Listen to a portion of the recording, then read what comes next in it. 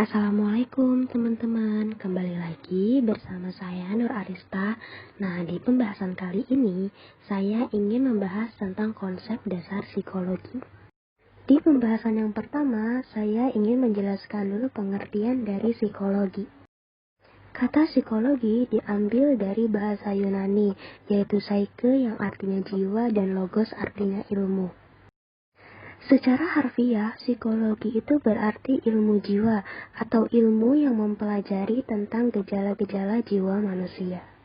Adapun pengertian psikologi menurut beberapa tokoh. Yang pertama menurut Crow and Crow. Menurut Crow and Crow, psikologi yaitu ilmu yang mempelajari tingkah laku manusia dan interaksi manusia dengan dunia sekitar. Lalu yang kedua Sartain. Menurut Sartain, psikologi berarti ilmu yang mempelajari tingkah laku organisme yang hidup terutama manusia. Selanjutnya Bruno.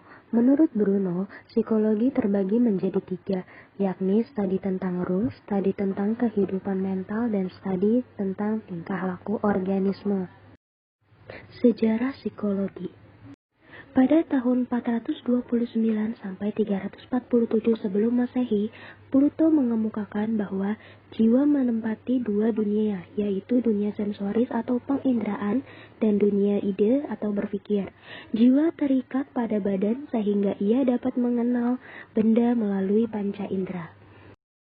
Selanjutnya, pada tahun 384 sampai 322 sebelum Masehi, Aristoteles, murid dari Plato, yang berpandangan teleologis, yaitu pandangan bahwa setiap benda dan kejadian selalu bergerak, serta memiliki tujuan tertentu, berubah dari keadaan kurang sempurna menjadi keadaan sempurna. Selanjutnya, pada tahun 1596 sampai 1650 Masehi, René Descartes pernah mengatakan bahwa manusia terdiri atas 2 macam zat, yaitu res cogitans dan res extensa. Res cogitans bisa disebut juga sebagai zat yang dapat berpikir, sedangkan res extensa bisa disebut juga sebagai zat yang mempunyai luas, yaitu zat materi, tidak bebas, terikat, dan dikuasai hukum-hukum alam.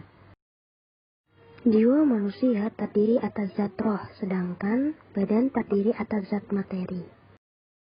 Selanjutnya, pada tahun 1632 sampai 1704 Masehi, John Locke pernah mengatakan bahwa pikiran sebelum lahir seperti kertas putih yang kosong, memerlukan stimulus.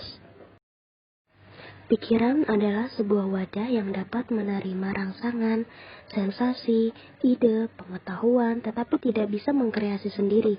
Jadi harus ada rangsangan dan stimulusnya, baru dia bisa mengkreasikan. Aliran-aliran psikologi. Yang pertama ada psikoanalisis, yang kedua ada behaviorisme, yang ketiga ada psikologi kognitif, yang keempat ada psikologi humanistik. Yang pertama ada aliran psikoanalisis. Aliran psikoanalisis ini didirikan oleh Sigmund Freud. Dia memperhatikan struktur jiwa manusia. Nah, aliran psikoanalisis ini berfokus pada totalitas kepribadian manusia, bukan pada bagian yang terpisah, tapi kepribadian manusia. Perilaku manusia dianggap sebagai hasil interaksi subsistem dalam kepribadian manusia. Contoh, identitas, ego, dan superego. Yang kedua ada aliran behaviorisme. Aliran behaviorisme ini lahir sebagai reaksi aliran introspeksionisme dan aliran psikoanalisis. Nah, aliran behaviorisme ini dikenal sebagai teori belajar. Dia menganalisa perilaku yang tampak dan dapat diukur, dilukiskan, dan diramal. Nah, aliran ini selalu mempersoalkan bagaimana perilaku manusia dikendalikan oleh lingkungan. Nah, yang ketiga ini ada aliran psikokognitif. Nah, aliran ini lahir pada awal tahun 70-an ketika psikologi sosial berkembang ke arah paradigma baru, yaitu manusia tidak dianggap sebagai makhluk pasif, akan tetapi yang paham dan berpikir tentang lingkungan. Aliran ini menggunakan asumsi bahwa manusia bersifat aktif dan manusialah yang menentukan stimulus. Nah, yang keempat ini ada aliran psikologi humanistik. Nah, aliran psikologi humanistik melengkapi aspek dasar aliran psikoanalisis dan behaviorisme dengan memasukkan aspek positif seperti cinta, kreativitas, dan lain-lain.